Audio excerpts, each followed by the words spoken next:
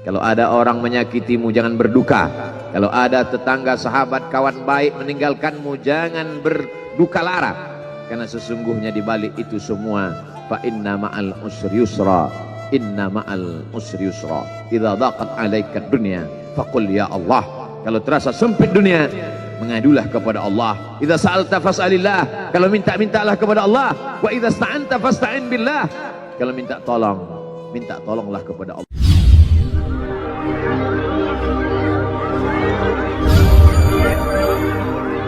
Alhamdulillah, wassalatu wassalamu ala rasulillah Sayyidina wa maulana Muhammad ibni Abdillah wa ala alihi wa sahbihi wa man tabi'ahu wa mawalah.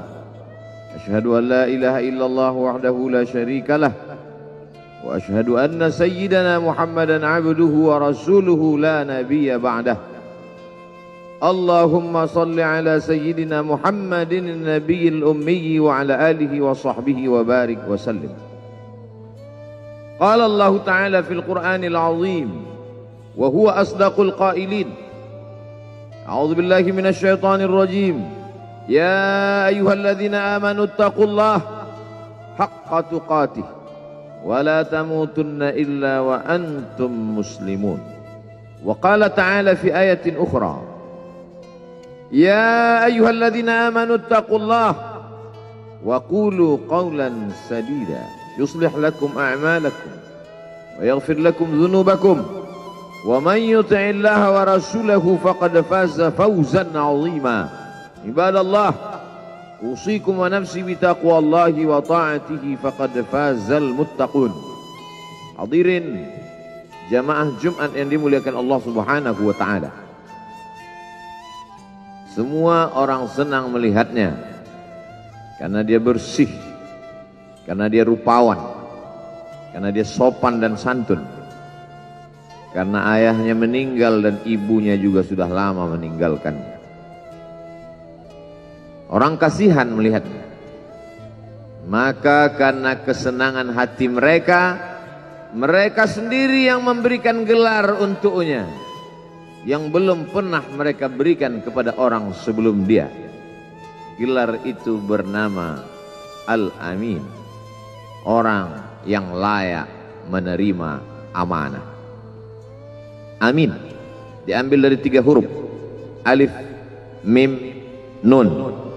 Dari kata alif, mim, nun muncullah kata amanah. Orang yang mampu menerima amanah disebut Al-Amin. Kita mengatakannya jujur. Lawan daripada amanah adalah khianah.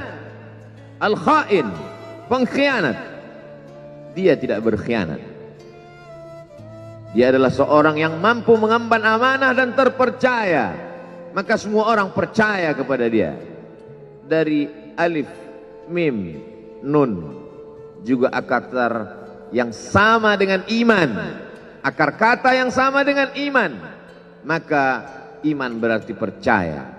Dia adalah orang yang dipercaya karena memang dia mampu mengemban amanah.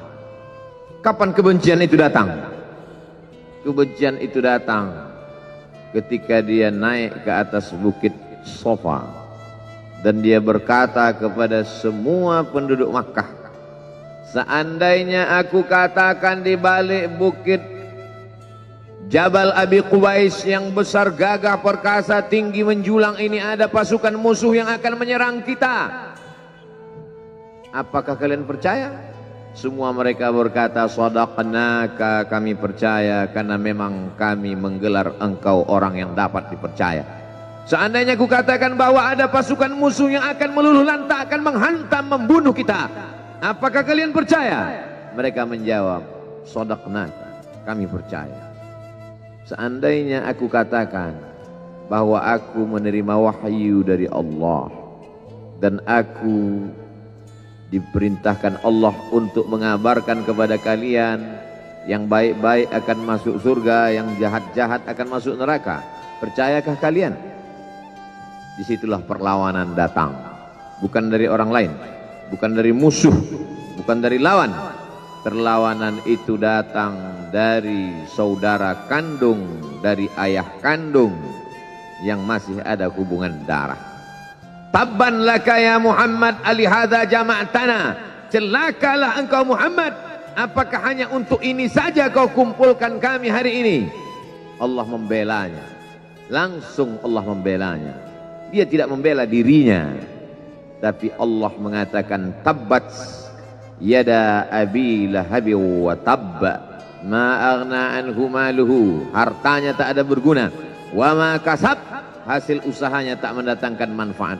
Wa imra'atuhu hammalatal hatab, istrinya menjadi pembawa kayu bakar, simbol dari adu domba, kata-kata yang membuat menyakitkan hati yang dibawa oleh Ummu Jamil istri Abu Lahab untuk menyiksa, menjelekkan, membuli, menebarkan berita untuk membunuh karakter Sayyidina wa Maulana Muhammad sallallahu alaihi wasallam. Ini bukti kalau hari ini ada anak muda yang rupawan, yang dermawan, yang disenangi lingkungannya, tidak ada orang yang tersinggung, biasa, karena Nabi Muhammad SAW juga pernah mengalami hal itu. Tapi begitu kau katakan, aku tadi malam bermimpi bahwa aku mesti hijrah, meninggalkan komunitas peminum khamar, meninggalkan geng kita yang selama ini bicara tentang yang haram, maka disitulah mereka akan berkata, apakah hanya untuk ini saja kita berteman selama ini? Mana persahabatan kita? Apa yang dialami pemuda-pemuda hijrah hari ini dialami oleh Rasulullah sallallahu alaihi wasallam 14 abad yang silam. Ketika kau berhasil bisnis, orang senang. Ketika kau berhasil membina rumah tangga, tidak ada orang yang tersakiti. Ketika anakmu lucu-lucu dan kau berada di tengah mereka, tidak terusik kepentingan mereka, tidak terganggu ekonomi mereka, engkau adalah sahabat, engkau adalah teman setia. Tetapi ketika kau tidak ikut kemauan manusia, disitulah engkau sedang melantik dirimu sendiri menjadi musuh. Maka Allah kuatkan hatimu. Wa in tuti aktsara man fil ardi, kalau kau ikut kebanyakan orang di atas muka bumi, yudilluka an sabilillah, mereka hanya akan menyesatkan engkau dari jalan Allah subhanahu wa ta'ala. Tapi api itu tidak pernah padam.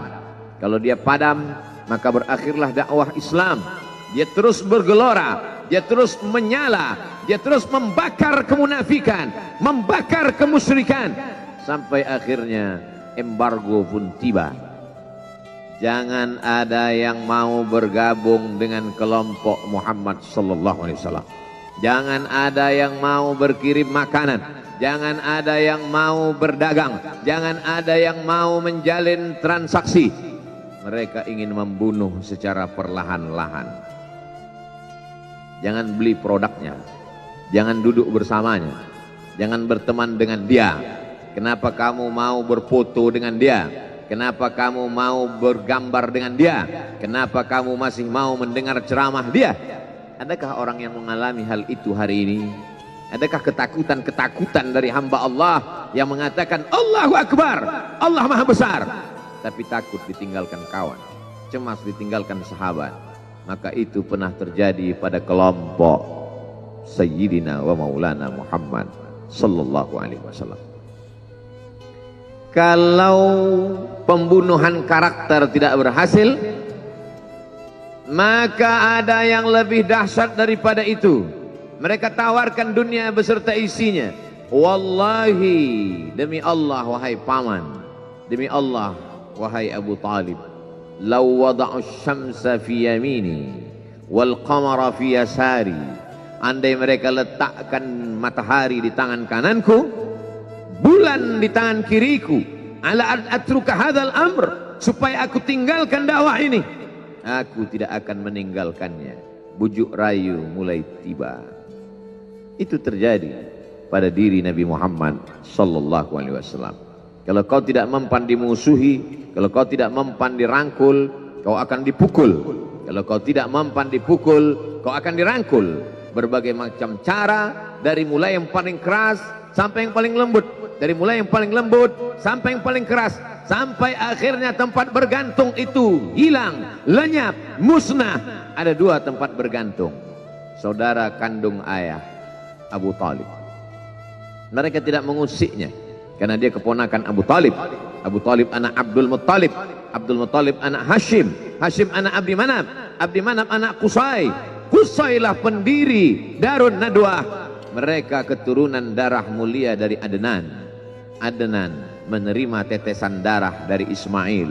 Ismail anak kandung Ibrahim alaihissalam. Jangan ganggu dia karena dia keponakan Abu Talib. Masih ada backing, tapi Allah ingin agar hati itu tidak bergantung kepada manusia. Dia buat Abu Talib meninggal dunia, masih ada lagi tempat bergantung. Dia yang dulu ketika kedinginan datang, dia yang menyelimuti. Yang dulu ketika ketakutan datang, dia yang menenangkan. Dia datang menemui Waraqah ibnu Naufal. Waraqah berkata, Namus, malaikat yang pernah datang kepada Ibrahim, yang pernah datang kepada Musa, yang pernah datang kepada Isa, sekarang dia datang kepada suamimu. Katakanlah, jangan takut, jangan cemas. Kalau nanti sampai masanya dia akan diusir dari kampung halamannya, aku orang pertama yang akan membelanya. Karena begitu yang kutemukan dalam kitab-kitab suci yang kubaca, kata Waraqah bin Naufal. Hari itu juga tempat bergantung itu patah. Khadijah menghadap Allah subhanahu wa ta'ala. Tak lagi ada makhluk tempat bergantung, tak ada lagi ranting tempat berhinggap, tak ada lagi batang kayu tempat berpegang. Allah ingin agar engkau berserah hanya kepada Dia saja. Tidak ada makhluk. Bersandar kepada makhluk akan kecewa, bersandar pada kayu yang rindang akan tumbang, bersandar kepada benda akan binasa, bersandar kepada sahabat akan berubah menjadi musuh. Bersandarlah kepada Dia, Hayyun Maha Hidup, la yamut, Dia tak pernah mati. Bersandarlah kepada Dia, Al-Aziz yang Maha Perkasa, Al-Jabbar yang Maha Berkuasa. Itu yang diinginkan Allah dari sosok Sayyidina wa Maulana Muhammad sallallahu alaihi wasallam. Dia pergi, sengaja dia pergi berjalan kaki, karena kalau dia pergi menunggang unta, mereka sudah mengintai. Dia pasti lari, dia akan pergi ke tempat yang jauh. Sengaja dia pergi berjalan kaki. Lalu kemudian dia pun sampai ke suatu tempat. Dia berharap mereka adalah orang-orang yang lembut akan yang menerimanya. Tapi dia tidak diterima dengan tala'al badru alaina. Dia tidak diterima sebagai ahlan wasahlan. Ahlan, keluarga, kau datang kami sambut sebagai keluarga. Sahlan, mudah, kau datang urusanmu mudah. Ahlan wasahlan. Tapi dia tidak dianggap sebagai keluarga. Dia tidak dianggap sebagai sahlan. Dia dianggap sebagai musuh. Dia dilempar dengan batu, dia dilempar dengan kayu, dia dilempar dengan tulang onta. Apa yang dia lakukan? Dia bersembunyi di balik bukit. Dia angkat kedua tangannya. Ilaika ashku dha'fa quwwati. Kepada engkau saja aku mengadukan kelemahanku. Wa qillata hilati, ketidakberdayaanku. Wa hawani bainan nas, aku hina di tengah mereka. Kalau dulu aku ada tempat bergantung, ada tempat bersandar, ada tempat mengadu, hari ini hanya engkau saja ya. Datanglah malakul jibal, malaikat penjaga segala bukit di atas dunia. Kau tunjuk mana bukit yang paling besar ya Muhammad, akan kutimpakan kepada mereka. Hati yang luka biasanya akan marah, akan kecewa, tapi itu tidak terjadi pada Nabi Muhammad sallallahu alaihi wasallam. Apa yang dia katakan? Asallah an yukhrij min aslabihim man ya'budullaha wa la yusyrika bihi syai'a. Ya Allah, keluarkan dari tulang sulbi mereka, keluarkan anak cucu mereka yang akan menyembah engkau. Tidak ada satupun yang akan mempersekutukan engkau di atas muka bumi ini. Doanya dikabulkan, hatinya susah, pikirannya kacau, tapi lidahnya tidak berkata-kata kasar. Dia doakan agar anak cucu mereka menyembah Allah. 100% penduduk Taif hari ini bersyahadat asyhadu an la ilaha illallah wa asyhadu anna Muhammadan Rasulullah. Doa orang yang teraniaya, doa orang yang terzolimi. Dia berhenti di sebuah kebun. Ada seorang yang bukan terpandang membawakan beberapa ranting anggur sebagai pelipur lara, penghilang haus, pelepas daganya. Ketika anggur itu akan masuk ke mulutnya, dia berkata Bismillahirrahmanirrahim, atas nama Allah. Maka hamba sahaya miskin, susah, melarat, perantau yang tak punya apa-apa itu heran. Apa yang kau ucapkan? Bismillah. Kau sebut nama Allah ya. Tidak ada satupun orang di kampung ini kalau makan menyebut nama Allah. Siapa engkau? Aku Nabi yang diutus Allah Subhanahu wa ta'ala. Berarti engkau sama dengan orang yang dulu pernah berada di kampungku. Engkau dari mana? Aku dari Ninawi. Ninawi, ya. Di sana ada saudaraku, kata Nabi Muhammad sallallahu alaihi wasallam. Di sana ada saudaraku namanya Yunus bin Matta. Yunus bin Matta adalah saudaraku. Sama-sama hamba yang diutus Allah Subhanahu wa ta'ala. Dia juga diingkari oleh kaumnya. Dia masuk ke dalam lautan, ditelan seekor ikan dalam 3 kegelapan. Gelapnya tengah malam, gelapnya lautan, gelapnya perut ikan. Dia berserah kepada Allah. La ilaha illa anta subhanaka inni kuntu minal zalimin. Begitu cara Allah mengingatkan Nabi Muhammad SAW. Apa yang kau rasakan hari ini belum ada apa-apanya dengan apa yang pernah dirasakan oleh Yunus bin Matta. Mendengar itu langsung saja Addas bersimpuh sujud mencium lutut Nabi Muhammad sallallahu alaihi wasallam.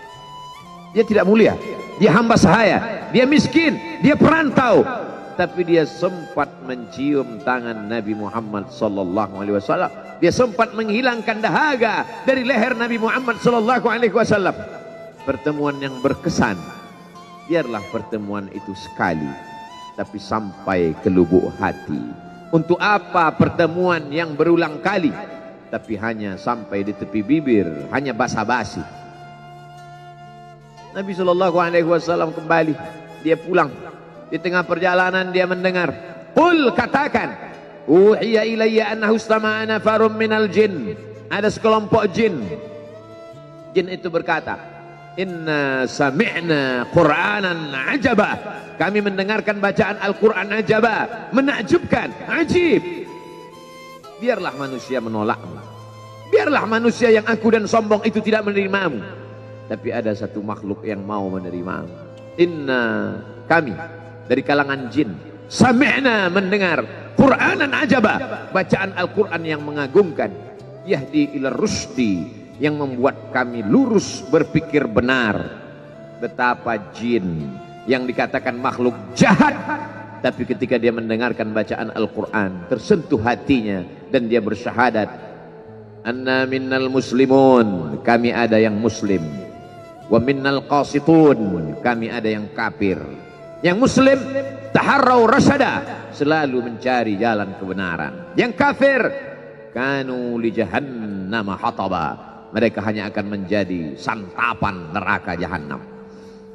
Dia kembali ke kota suci Makkah Al-Mukarramah seperti biasa, sampai akhirnya datanglah malaikat Jibril membelah dadanya, mensucikan hatinya sampai layak, lalu kemudian dia pun dibawa.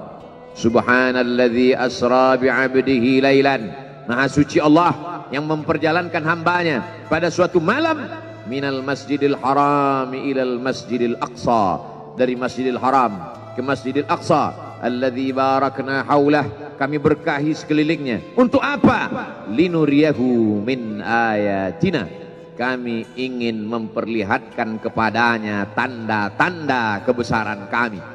Selama ini dia hanya didengar, azab kubur didengar, neraka jahanam didengar, malaikat didengar. Hari ini kami ingin memperlihatkan tanda-tanda itu kepada hamba kami. Jangan bersedih ketika kau didustakan. Jangan bersedih ketika kau dibunuh karaktermu. Jangan berduka cita ketika tidak ada manusia yang menerimamu. karena sesungguhnya itu hanyalah cara Allah menguatkan hatimu, karena dia ingin mengangkat derajatmu, menempatkan di tempat yang terpuji, memperlihatkanmu sesuatu yang tidak pernah dia perlihatkan kepada manusia yang lain.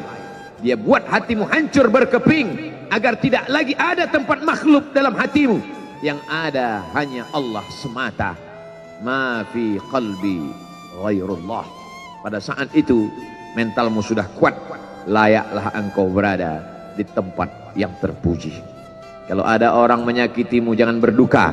Kalau ada tetangga, sahabat, kawan baik meninggalkanmu, jangan berduka lara, karena sesungguhnya di balik itu semua, fa inna ma'al usri yusra, inna ma'al usri yusra, idza daqat 'alaika dunya faqul ya Allah.